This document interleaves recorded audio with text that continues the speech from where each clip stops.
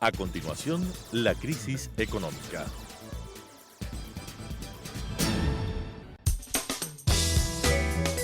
Clasificación B, bajo supervisión de un adulto.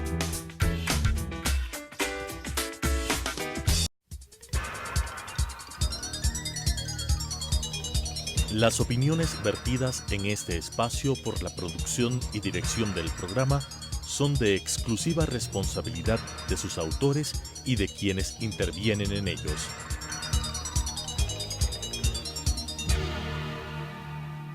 Telesucesos Canal 29 UHF presenta La crisis económica, asuntos de tipo económico, financiero, fiscal, competitividad, sector externo, cómo restaurar los equilibrios macroeconómicos del país, cuáles son sus soluciones para restaurar no solamente los equilibrios, sino iniciar la recuperación económica que todos los ecuatorianos queremos en este país, con la conducción del economista César Robalino Gonzaga.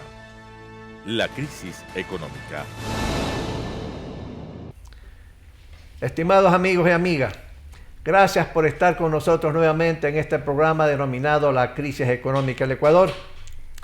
Hemos estado chequeando una serie de problemas económicos por la que enfrenta el gobierno ecuatoriano. Hoy por hoy hay un convenio de un programa con el Fondo Monetario Internacional y con los organismos multilaterales de financiamiento como el Banco Interamericano de Desarrollo, como el Banco Mundial, la Corporación Andina de Fomenta y otras organizaciones multilaterales, en que apoyan el programa de 3 años del gobierno ecuatoriano, acordado con el FMI, con un monto más o menos de unos 10.200 millones de dólares aproximadamente en los 3 años siguientes. Ya está en vigencia el acuerdo con el fondo. Sencillamente los funcionarios del fondo han venido ya al Ecuador, han hecho un análisis de cómo marcha la economía ecuatoriana, han hecho un análisis de las acciones que está tomando el gobierno para mejorar todo este contexto macroeconómico, sencillamente, y dentro de poco pues tendrán que dar un informe. Yo personalmente creo que el informe va a ser favorable de lo que ha estado haciendo el gobierno ecuatoriano en estos últimos meses. De tal manera que el otro desembolso, el segundo desembolso del FMI, creo que se avecinará dentro de poco tiempo, una vez que el directorio del FMI analice, evalúe el informe de los técnicos del FMI que han estado en el Ecuador, ¿sí?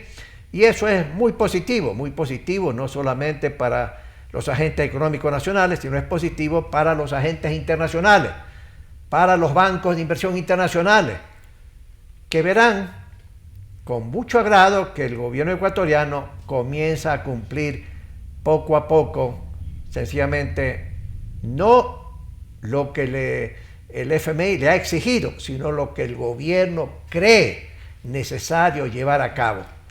Pero para tratar una serie de problemas que existen todavía, independientemente del programa en vigencia financiado con el FMI, independientemente de eso, hay complicaciones enormes. La economía no crece. Y de acuerdo al FMI, pues sencillamente este año va a decrecer en 0,5%, lo que significa que el estándar de vida en promedio de los ecuatorianos va a reducirse. Y el año que viene también, por efecto de que sencillamente la economía no crecerá, por lo menos ni al crecimiento de la población, que es el 1,5% anual. Para tratar estos problemas macroeconómicos, los problemas de desequilibrios que hay en las finanzas públicas, como en la balanza comercial, el sector externo de la economía, hemos invitado al vicepresidente del Colegio de Economistas del Pichincha, expresidente del mismo gremio, a los efectos de sencillamente conversar, dialogar sobre estos puntos e insistir en una serie de sugerencias que el colegio viene haciendo al presidente, al gobierno nacional, hace meses atrás. Hemos estado haciendo sugerencias sobre políticas macroeconómicas, sobre políticas fiscales, así como hemos estado haciendo sugerencias al presidente del Seguro Social en materia del sistema de pensiones, etc. Y han dado el colegio toda una serie de opiniones a través de varios medios de comunicación, ¿sí? Hay que brindar confianza a los empresarios, confianza. Hay que reformar una serie de leyes en la parte económica. Y el gobierno tiene irremediablemente que hacer un esfuerzo para que en términos políticos, a través del ministerio correspondiente y del señor presidente nuevo de la Asamblea Nacional, pueda tener un acuerdo entre varios partidos políticos para aprobar una serie de leyes económicas que se avecinen en una u otra forma a la Asamblea Nacional. Para tratar esos temas exclusivamente económico, hemos invitado al señor vicepresidente. Yo te agradezco bastante por la bondad que has tenido de venir una vez más en este programa. Cuéntanos cómo ves tú y cómo ve el colegio toda la situación macroeconómica actualmente. ¿Cómo lo ves? ¿Problemático todavía? César, buenas tardes, muchas gracias. Realmente todavía estamos muy preocupados en el colegio, pese a que hemos hecho insinuaciones por escrito al señor presidente de la República sobre ciertas reformas que son indispensables para que haya sobre todo inversión. Porque lo que más preocupa este rato al pueblo ecuatoriano, al Colegio de Economistas en particular, y creo que a todos los analistas y a quienes entendemos algo de economía, es la desocupación que existe en el país. Aceptado por el mismo gobierno, hay 63% de desocupación, es decir, la gente... El empleo no adecuado, que le llaman. Pero estamos en el 63, es decir, de cada 100 ecuatorianos, 37 tienen algún tipo de trabajo estable. Los demás salen a buscarse de alguna manera la vida.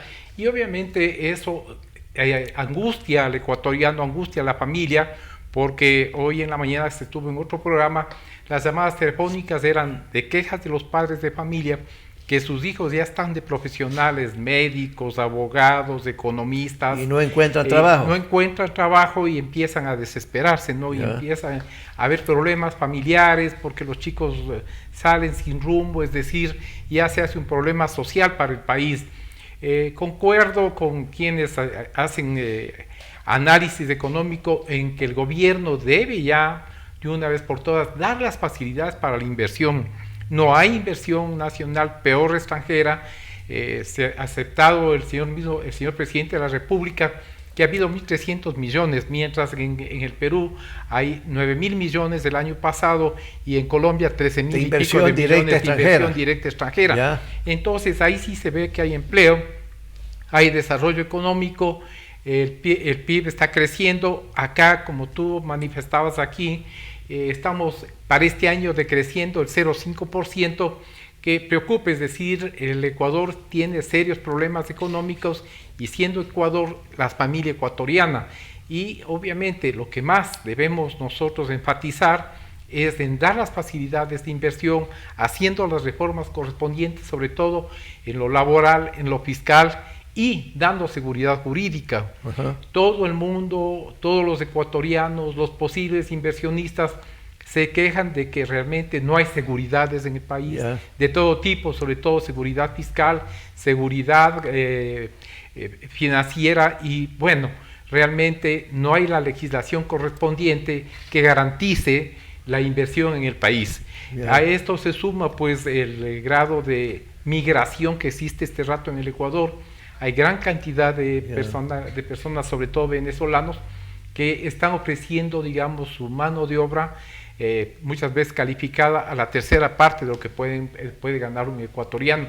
O sea, este rato hay una competencia desleal para con los ecuatorianos, y por la ley de inmigración, pues el Ecuador tiene que seguir manteniendo esta avalancha de venezolanos que no tienen la culpa ellos, sino el mal gobierno que tienen en su país, lógicamente afectando a nuestros jóvenes profesionales, a nuestra gente que quiere incorporarse a la población económicamente activa, que cada año solamente del Ecuador salen aproximadamente 200.000 personas nuevas que tienen que incorporarse, que quieren incorporarse, y ahorita no solamente tienen el problema de que no hay inversión, no hay trabajo, sino la competencia desleal del migrante venezolano. Ahora, Víctor Hugo, una pregunta. Uno percibe que todavía le falta confianza al gobierno por parte de los agentes económicos, nacional e internacional. Y claro, hay varios elementos que parecerían ser aislados porque la gente los combina para que esta falta de confianza siga presente.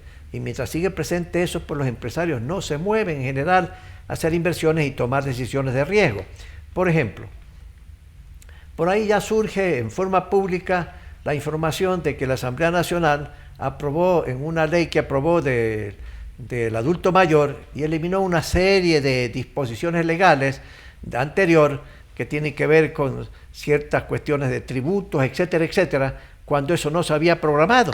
No se había programado. Entonces uno dice, bueno, ¿qué es lo que pasa en el Congreso? ¿Quién fue responsable de incorporar a última hora un artículo que eliminaba una serie de leyes que en el pasado se habían aprobado por la propia Asamblea? Uno. Ese es un tema que dice, bueno, algo está pasando. En segundo lugar, el tema de minería, en el que un momento dado, como hemos tratado con el presidente del gremio correspondiente, resulta que comienza a empujar el nuevo prefecto provincial, respetable prefecto provincial de Alazoay, indicando que sencillamente él va a organizar movimientos que permitan hacer consultas en cada una de las ciudades X o Z, a preguntarles si quieren minería o no quieren minería. Y naturalmente eso tiene angustiado al sector privado minero, porque sencillamente ahí están envueltos un volumen de inversiones muy importantes, que el día de mañana, como ya pasó con una consulta en el sur de la Sierra Ecuatoriana, dijeron no minería. Y entonces la empresa que es afectada a la empresa extranjera, el día de mañana sencillamente demandará al Estado. ¿Por qué? Porque sencillamente recibieron la autorización hace algunos años atrás del propio Estado ecuatoriano. Entonces, esto y otros temas que surgen por ahí hace que el empresario privado diga, bueno, ¿a dónde va realmente esto? ¿Qué es lo que quiere el gobierno definitivamente? ¿Por qué no se mueve en forma sólida en una ruta que dé certidumbre a los mercados, que dé certidumbre a los empresarios privados, nacionales, internacionales, a los efectos de hacer más inversión? Más o menos sobre eso, ¿qué es lo que tú ves? ¿Qué ve el colegio? Bueno, la primera parte sobre la situación esta que malhadadamente se dio en la Asamblea Nacional, manifiestan que ha sido un error que realmente está costándole al país, está costándole porque no hay seriedad. Ahí está pasando la política, digamos, del Ministerio de la Política en coordinar qué se debe y no se debe hacer. Sabemos que realmente se ha conversado con unos 2 o 3 asambleístas y no sabían lo que aprobaban.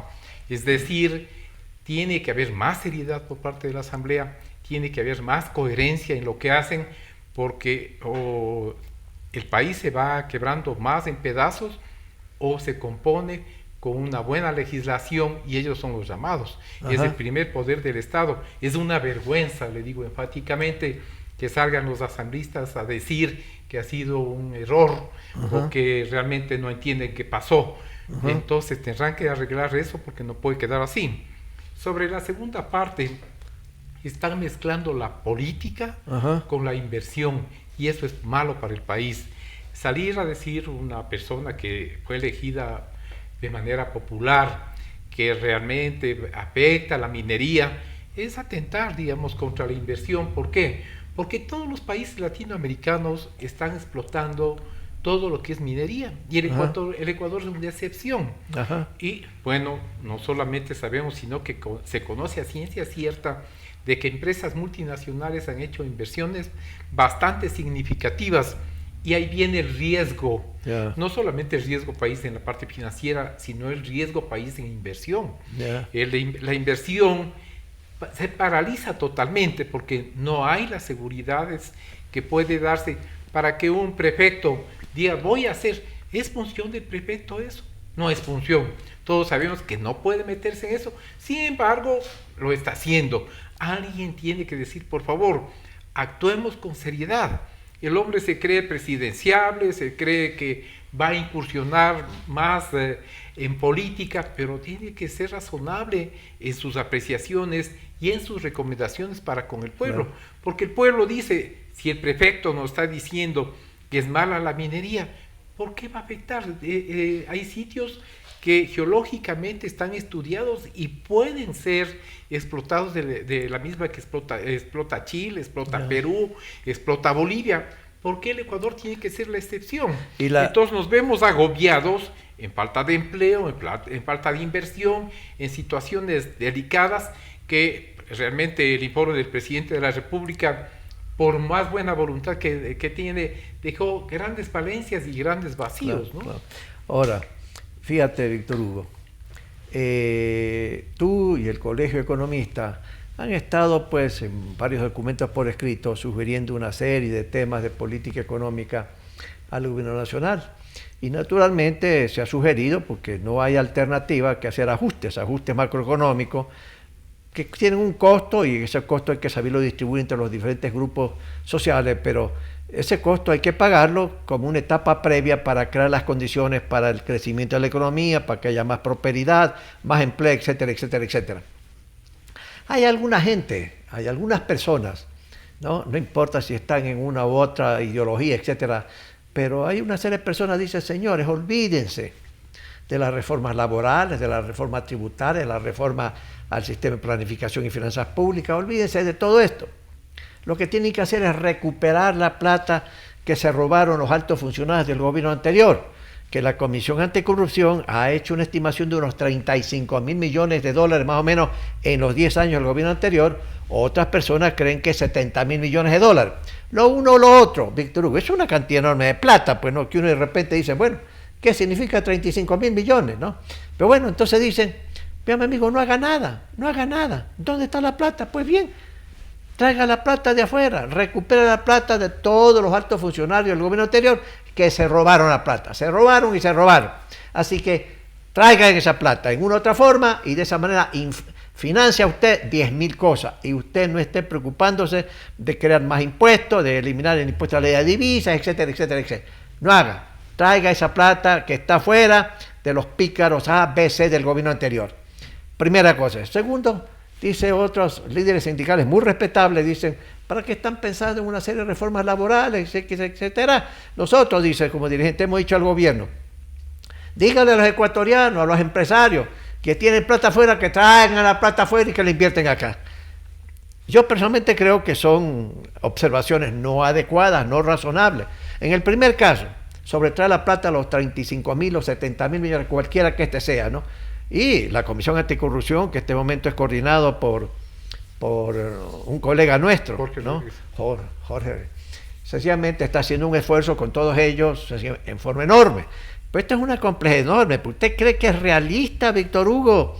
De que es realista decir no hagamos nada en economía, quedémonos sentaditos y lo único que esperemos que venga la plata de la corrupción robada en el año anterior, en el gobierno anterior por 10 años por 35 o 70.000 millones, así que esperemos que alguien nos recupere la plata y que llegue la plata al Ecuador en esas magnitudes, así que ahí esperemos. ¿Usted cree que esa posición de algunos comentaristas, hasta economistas que dicen eso, o ciertos líderes muy respetables en el campo laboral, ¿tú crees que es realista eso?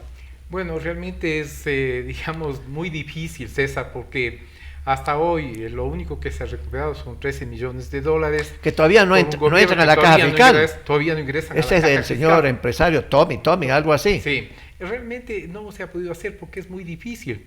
Y ese fue un gran esfuerzo de la doctora Diana Salazar, Ajá, que es la más empeñada actualmente fiscal del país.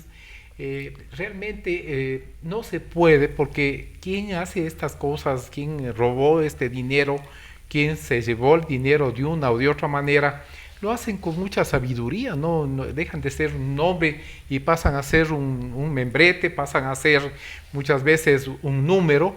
Y obviamente es difícil que en los paraísos fiscales, por el sigilio bancario que existe, den nombres Hay una ingeniería muy especializada que lo han hecho ya en Estados Unidos, que puede hacerse, y conversando con la doctora Salazar, pues ella está empeñada en hacer eso, y no me cabe duda que ella lo hará.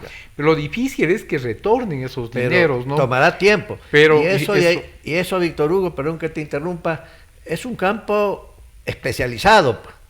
Totalmente. Especializado, que en un momento dado hay que contratar gente especial en seguir la ruta del dinero para detectar dónde está esa cantidad de dinero, y eso tomará todavía algunos años, como prueba pues algunos casos de América Latina. Pero otra cosita, Víctor Hugo, que es importante que el colegio ha sugerido al gobierno nacional: falta liquidez en la economía ecuatoriana. El M1, el M2, que son las variables que manejan los economistas en cuestiones monetarias. El M1 dice una parte de la liquidez de la economía está creciendo con el 2,5% anual, que es insuficiente. Y cuando es la liquidez total y global en la sociedad, está creciendo a cerca del 5%, ¿verdad? Entonces implica que hay un problema de liquidez sumamente enorme en el país. Y entonces uno dice, bueno, aumentemos la liquidez. Entonces, claro, la pregunta es ¿cómo se aumenta la liquidez? Y aquí una de las ideas, no es la única, pero una de las ideas para concentrarme en eso, Víctor Hugo, que el colegio, tanto tú como yo, le hemos dicho al gobierno nacional, al señor presidente, si mal no recuerdo, es lo siguiente. Hay plata en dos lados. Primero, afuera, porque una serie de ecuatorianos, no confiando en la política económica del gobierno anterior y que todavía no se restaura totalmente la confianza en la política económica de este gobierno, dijeron, saco mi dinero pagando el 5% de impuestos a la salida de divisas, que hay que eliminar ese impuesto, ¿no? Uno, dos. Luego, el Banco Central tiene un método para calcular cuánto dinero tenemos en los bolsillos, ¿verdad? Dinero fraccionario, billetes de A1, billetes de 5, de 10, de 20, de 100, de 50, etcétera. ¿Y cuánto está en el colchón? Entonces, ellos tienen un método que con una serie de fallas metodológicas, uno puede decir, pues, haga un recálculo, pero ellos en el último boletín del Banco Central dice que hay un poco más de 15.000 millones de dólares circulando ese billete en nuestro bolsillo o en la caja fuerte de la casa, en la caja fuerte de la oficina o en el colchón, como se dice decir, ¿no? Aparte de la plata que hay afuera, legítimamente, no porque es plata con origen inadecuado, sino que la gente dijo, no tengo confianza, saco mi plata y pago el 5%. Entonces, ha surgido una idea correcta, es repatriación de capitales, ¿sí? Así es. Repatriación desde el punto de vista de afuera, pero también hay que incorporar en esa idea, no necesariamente la repatriación, sino que del colchón, venga a los bancos. Sobre esas dos cositas, en que ahí hay una cantidad enorme de dinero, y claro, el colegio, tú, yo, hemos indicado esto.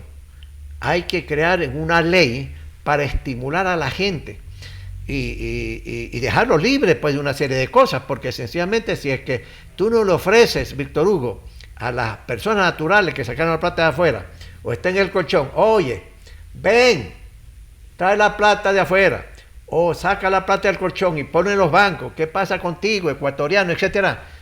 Hay que estimularlos para que tomen esa decisión, pues, Víctor Hugo. ¿Hay más o menos qué comentario puedes hacer? Y ahí hay un montón de plata que puede entrar a la circulación efectiva, pues, para financiar una serie de cosas que necesita la economía. Mira, César, es importante esto de que el tema que tú topas, porque hay un economista, sobre todo, que vaticinia que se cae la dolarización por las medidas del Fondo Monetario Internacional, por haber entrado en la negociación. Esa es una observación bien irresponsable. No, entonces la gente viene donde nosotros y dice, tenemos que sacar nuestros ahorritos al Colchón Bank. Entonces, en vez de ayudar positivamente, hace una labor negativa y puede causar pánico inclusive, ¿no es cierto? Porque la gente escucha y le dan espacio en los canales de televisión, en las radios, en diferentes emisoras, y obviamente la gente cree que se viene un hecatombe y no hay tal. Digamos, económicamente el sistema financiero está solvente, ¿no? Pese a que se ha retirado, como tú bien manifiestas, alrededor de entre 15 y 16 mil millones de dólares, que la gente mantiene en sus hogares con grandes riesgos. Ahora, mira, César, nosotros hemos hecho notar al gobierno, al presidente de la República, que es el único país que mantiene controles sobre los depósitos. Tú tienes pasado cierta cantidad, $4,000, que justificar los depósitos. Entonces, ¿qué hace el ecuatoriano? Se va al Perú y deposita en dólares cualquier cantidad. Sin mayores problemas. En Bolivia, en Chile, en Perú, en Colombia, no hay controles aquí dados a puritanos. ¿Quién tiene más de $4,000 que deposita por la venta de un auto, de la venta de un terreno? Tiene que justificar, causando serios, digamos, disgustos, el tener que ir cargando una escritura, un contrato de compra-venta. Nosotros estamos sugiriendo, y tú conoces bien, César, de que el gran problema que existe es la falta de confianza, ¿no es cierto? Y encima de eso, estos falsos controles que afectan a la economía. Nosotros pediríamos una ley que permita un periodo de gracia, digamos, para que el ecuatoriano traiga su dinero del exterior, pueda depositar la cantidad que sea y pueda invertir. Claro. Es la única manera que podremos salir de la crisis, pero si seguimos empecinados en estos falsos controles, porque la gente igual sigue negociando en efectivo. Claro. Y hay grandes negocios que se hacen de sobre 50, 30, 40 mil dólares en billetes, con maletines de billetes. Caramba. Entonces la gente dice, es plata, igual es dinero, mucho más cómodo que el cheque, ¿no? Lo que el cheque da es seguridad. Pero ¿hasta cuándo vamos a estar con estas falacias de que nadie puede depositar más de 4,000? Entonces, ¿a qué horas traen los capitales los que llevaron 20, 30, 50 y hasta $100,000 y mantienen en Panamá sin ganar un centavo de intereses, pero con seguridades? Inclusive les cobran por manejar el dinero. En el caso del Citibank, por ejemplo, el Citibank cobra por mantener la cuenta. No me digas. Sí, claro, no, tengo un problema familiar inclusive, que sacó dinero al Citibank Panamá y le cobran por tener un ahorro ahí. Entonces yo le pedí que mejor retorne acá su dinerito. Claro. Pero lógicamente esto es lo que tiene que hacer, digamos, el Colegio de economistas especializados como tú, como muchos monetaristas que hay, me faltaría tiempo para mencionarles, pero el colegio quiere reagrupar a todos los economistas y hacer un proyecto de ley capaz de que la Asamblea o el presidente de la República reconsideren esta parte financiera, esta parte económica, si queremos que haya inversión en el país, si queremos que haya empleo, de tanto preconizó y pidió el presidente de la República. Ya, Víctor Hugo. Estimados amigos, hemos escuchado a Víctor Hugo Albán, economista de profesión, vicepresidente actual del Colegio Económico del Pichincha, y en los varios problemas que hay en la economía ecuatoriana todavía, que lo que aspiramos es que el nuevo rumbo que anuncia el presidente del gobierno nacional sea un rumbo certero para beneficio de todo el mundo. Pero ha tocado un punto que alguna vez lo tocamos hace tiempo atrás, que es la cantidad de dinero que los ecuatorianos en una u otra forma han sacado afuera pagando el 5% y lo que está en los colchones, que es una cantidad enorme. El Banco Central estima que es más de 15,000 millones de dólares y aún suponiendo que hay errores en la metodología, póngale que sea 12,000 millones, 12,000 millones más lo que está afuera legítimamente pagando los impuestos, pero que están en el colchón, están afuera porque sencillamente no hay suficiente confianza. Entonces, se necesita una ley dentro de las leyes que se van a incorporar. ¿Para qué? Para estimular a los ciudadanos ecuatorianos que tienen su plata en el colchón o afuera, que retornen, ¿sí? Y hay que crear estímulos poderosos. ¿Para qué? Para convencer a los ciudadanos a que tomen esa decisión. Pero no se puede pensar que los ecuatorianos que no tienen confianza todavía saquen la plata del colchón, lo pongan en el sistema bancario cuando todavía sienten desconfianza. Hay que crear estímulos para que los agentes económicos, personas naturales, vayan en esa dirección que sería conveniente. Y esperemos que este punto importante que hemos tratado por segunda o tercera vez sea incorporado en las leyes tributarias que se están planeando enviar hacia la Asamblea Nacional. Gracias por estar con nosotros nuevamente y volveremos la próxima semana.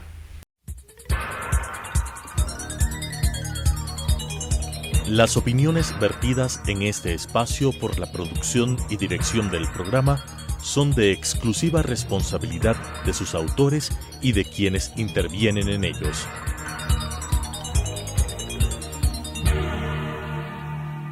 Telesucesos, Canal 29 UHF presentó La crisis económica, asuntos de tipo económico, financiero, fiscal, competitividad, sector externo, cómo restaurar los equilibrios macroeconómicos del país, cuáles son sus soluciones para restaurar no solamente los equilibrios, sino iniciar la recuperación económica que todos los ecuatorianos queremos en este país, con la conducción del economista César Robalino Gonzaga. La crisis económica.